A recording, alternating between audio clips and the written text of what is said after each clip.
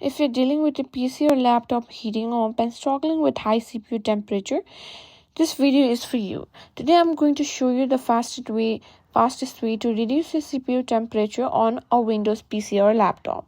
No need for expensive cooling pads or complex hardware upgrades. First things first, clean your PC or laptop.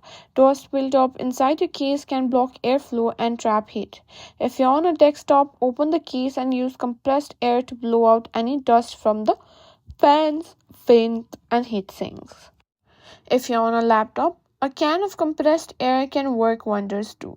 Just blow into the vents carefully. Proper airflow is key to maintaining a cool system.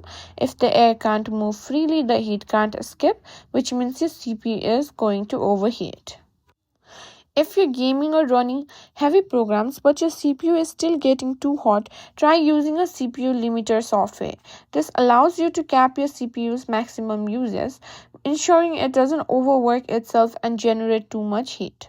Tools like Throttle Stop or MSI Afterburner let you limit your CPU's clock speed, which will directly lower its temperature. Be careful not to lower it too much, though, or it may affect performance. Another quick fix is adjusting your fan speed.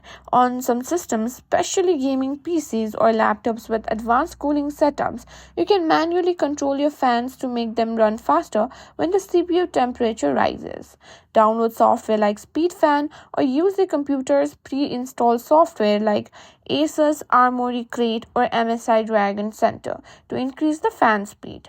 Higher fan speeds will help dissipate heat faster.